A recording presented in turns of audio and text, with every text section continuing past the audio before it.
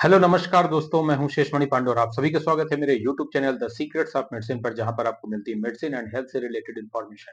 इस वीडियो में आज हम बात करेंगे नसों के दर्द को दूर करने वाली दवा नर्वक पीजी के बारे में।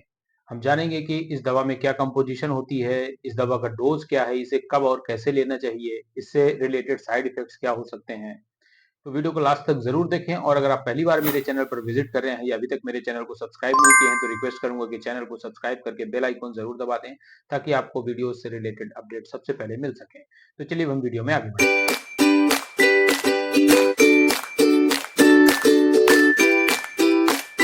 सबसे पहले हम इसकी कंपोजिशन की बात करते हैं, इसमें क्या इंग्रेडिएंट्स होते हैं।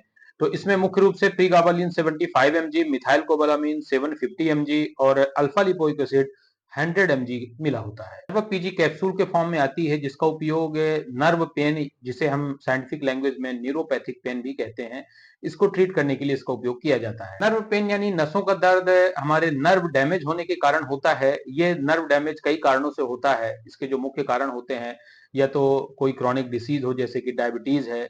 मोर देन 30% जो केसेस होते हैं वो लगभग डायबिटीज के पेशेंट में न्यूरोपैथी के केस सबसे ज्यादा होते हैं। इसके अलावा किसी भी तरह की स्पाइनल कॉर्ड से रिलेटेड इंजरी हो गई हो, या फिर कोई बीमारी हो, इन्फेक्शन हो, जैसे फंगल इन्फेक्शन है, जैसे कि हर्पीस जूस्टर का एक इन्फेक्शन होता है जिसे सिंजल्स बोलते हैं, या इसे पोस्ट हर्पेटिक न्यूरल्जिया भी कहते हैं। इसके अलावा भी और कारण होते हैं नर्व डैमेज के, जैसे कि alcohol uses disorder, facial nerve condition, HIV AIDS, या फिर CNS disorder like stroke, Parkinson disease, या फिर मल्टीपल स्क्लेरोसिस, फिर कॉम्प्लेक्स रीजनल पेन सिंड्रोम और सिंजल्स। ये कारण होते हैं जो नर्व डैमेज का बनते हैं। नर्व डैमेज का कारण कुछ मेडिसिन भी हो सकती हैं, जैसे कि कीमोथेरेपी ड्रग्स होती हैं, जैसे सिस्प्लेटिन, पैक्लिटैक्सिल, विनक्रिस्टीन, या फिर रेडिएशन थेरेपी।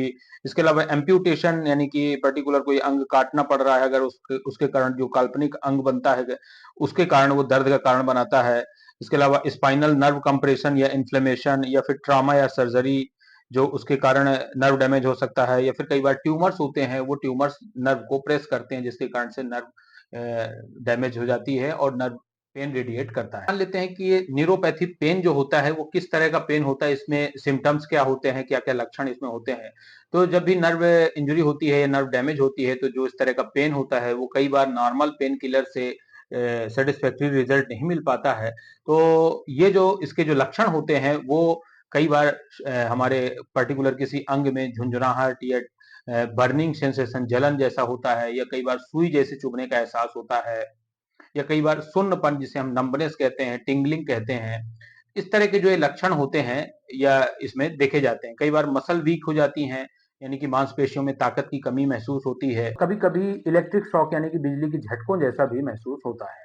तो ये इसके कुछ मुख्य लक्षण होते हैं। अब हम बात करते हैं कि न्यूरोपैथी पेन यानी कि नर्व पेन होने का रिस्क कि सबसे ज्यादा किनको होता है। जिन लोगों को डायबिटीज है और वो बहुत ज्यादा शराब पीते हैं, इसके अलावा डायबिटीज के जो मरीज होते हैं उनमें विटामिन B12 होने की कमी होती है, और ऐसे पेशेंट जिनमें विटामिन B12 की कमी होती है तो उस कंडीशन में भी नर्व डैमेज होने के चांसेस होते हैं। इसके अलावा कुपोषण या मेल न्यूट्रिशन, जिनमें पोषक तत्वों की कमी हो जाती है, जैसे कि एनीमिया है अगर किसी को, उस कंडीशन में भी नर्व डैमेज होने के चांसेस होते हैं। किसी को स्पाइनल कॉर्ड से रिलेटेड अगर प्रॉब्लम है तो उन लोगों को भी ज्यादा रिस्क होता है। फाइब्रोमाइल्जिया के केस में भी नर्व डैमेज होने के चांसेस ज्यादा होते हैं। फाइब्रोमाइल्जिया की कंडीशन में पेशेंट को पूरे बॉडी में दर्द होता है, काफी मसल वीकनेस फील होती है, और काफी डिप्रेशन फील होता है, और इरिटेशन होती है। स्लीप डिसऑर्डर भी उसमें इंक्लूडेड होते हैं।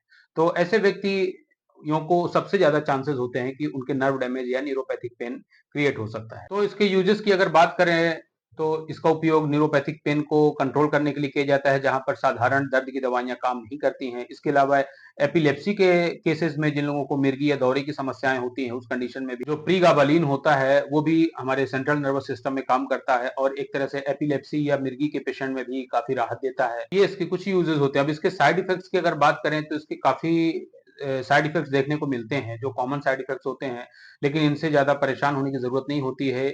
कोई भी इसमें सीवियर साइड इफेक्ट्स देखने को नहीं मिलते हैं। जो कॉमन साइड इफेक्ट्स हैं उसमें हैं weight gain, sleepiness, dizziness, drowsiness, dry mouth, headache, constipation, lack of concentration, platelet count भी कई बार डाउन हो जाता है, स्वेलिंग इन हैंड लेग, हाथ पाँव में सूजन आ सकती है या मुंह में आ सकती है। इसके अलावा ज्यादा पसीना आना, स्वेटिंग, टायर्डनेस, थकान महसूस होती है, बैलेंस डिसऑर्डर और कई बार लिथार्जीपन फील होता है, मेंटल कंफ्यूजन ज्यादा होता है, एपेटाइट इंक्रीज होती है यानी कि भूख ज्यादा होती है और इरेक्टाइल डिस्फंक्शन, ऐसे कुछ साइड इफेक्ट्स इसमें देखने को मिलते हैं। बात करते हैं हाउ टू यूज, तो इसे आप खाने के पहले या खाने के बाद कभी भी ले सकते हैं। अब बात करते हैं इसके ड्यूरेशन ऑफ ट्रीटमेंट यानी कि इस दवा को कब तक लिया जा सकता है, तो इसे 2 वीक्स टू 8 वीक्स यानी कि 2 सप्ताह से लेकर 8 सप्ताह तक मैक्सिमम इसे लिया जा सकता है, but not more than 12 weeks. 12 सप्ताह के अंदर तक ही ये सेफ मानी जाती है, इसके ऊपर इसे उपयोग नहीं करना चाहिए।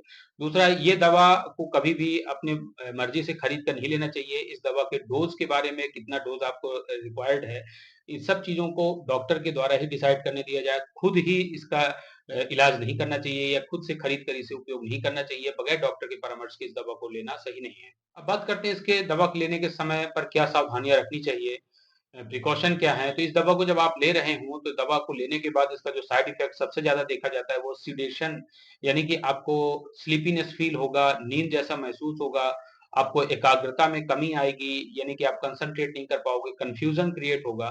तो ऐसी स्थिति में क्या होता है कि आप कोई भी ऐसा काम ना करें जिसमें बहुत ज्यादा कंसंट्रेशन की रिक्वायरमेंट है, यानी कि आपको एकाग्र होने की, दिमाग लगाने की जरूरत है, जैसे कि ड्राइव करना हो या कोई मशीनरी में काम करना हो, तो वहां पर काम करने से खतरे बढ़ सकते हैं आपका कंसंट्रेशन कम होने की वजह से। तो उन कामों को इस दवा को लेने के बाद नहीं करना चाहिए। दूसरा, इस दवा को लेने के बाद कभी भी शराब का सेवन नहीं करना चाहिए, क्योंकि ये दवा ऑलरेडी सिडेशन करती है, यानी कि स्लीप इंड्यूस करती है, और साथ में अगर आपने शराब ली तो ये नींद के असर को और ज्यादा बढ़ा सकती है और हो सकता है आपको चक्कर भी आ जाए। बात करते हैं कि ये दवा काम कैसे करती है, तो ये दवा में जो प्रीगाबालिन होती है, ये एक अल्फा 2 डेल्टा लिगैंड होती है जो कि नर्व के कैल्शियम चैनल के एक्टिविटी को मॉड्यूलेट करके ये पेन के जो सिग्नल्स होते हैं उनको इंटरफेयर करती है, जिसके कारण दर्द का अनुभव कम होता है। वहीं पर जो मिथाइल कोबालामीन होती है, वो मिथाइल कोबालामीन क्या काम करती है कि एक माइलिन प्रोडक्शन बढ़ा देती है। माइलिन शीथ एक तरह से कवरिंग होती है जो नर्व्स को प्रोटेक्ट कर देती है। साथ में मिथाइल कोबालामीन का जो मुख्य काम होता है वो नई नर्व सेल्स को रिपेयर करना और उन्हें रिजेनरेट करना, ये होता है। अल्फा लिपोइक एसिड एक नेचुरल फैटी एसिड होता है जो कि हमारे ब्रेन और हमारे नर्व सेल्स को एक तरह से नरिशिंग का पोषण देता है और उन्हें हेल्दी बना के रखता है। हम बात करते हैं इसकी safety in pregnancy and breast feeding mother, तो जो गर्भवती महिलाएं हैं या बच्चों को फीड करा रही हैं, तो ऐसी महिलाओं के लिए ये दवा बिल्कुल भी सेफ नहीं है। इसके बाद हम बात करते हैं इसकी प्राइस की, तो ये दवा इसकी जो पर स्ट्रिप आती है वो लगभग 300 रुपीज की आती है। एक स्ट्रिप में लगभग 10 कैप्सूल्स होते हैं। अब हम बात करते हैं इसके सब्स्टिट्यूट, यानी कि नर्वा पीजी के अलावा और कौन कौन से ब्रांड है, तो नर्वा पीजी एबट फार्मास्यूटिकल कंपनी का एक पॉपुलर ब्रांड है, और इससे रिलेटेड इसी कॉम्बिनेशन में जो दूसरे ब्रांड हैं, मैक्स मेला कैप्सूल, प्रेगाबिट फोर्ट, नोवा प्लस, प्रीगालिन और प्रेगासिन फोर्ट, ये इसके कुछ दूसरे पॉपुलर ब्रांड हैं जिसमें सेम कॉम्बिनेशन होता है, जो कि न्यूरोपैथिक पेन के लिए डॉक्टर्स द्वारा या डॉक्टर की चॉइस पर ही डिपेंड करता है कि कौन सा ब्रांड आप लेंगे, लेकिन सारे ब्रांड्स में यही कॉम्बिनेशन होता है। तो ये थी सारी जानकारी नर्वा पीजी के बारे में। तो मुझे उम्मीद है कि ये वीडियो आपको पसंद आएगा, और ऐसे ही मेडिसिन और हेल्थ से रिलेटेड वीडियोस के लिए आप हमारे चैनल को सब्सक्राइब करें और साथ ही बेल आइकन दबा दें। तो मिलते हैं नेक्स्ट वीडियो में। Thank you so much for watching.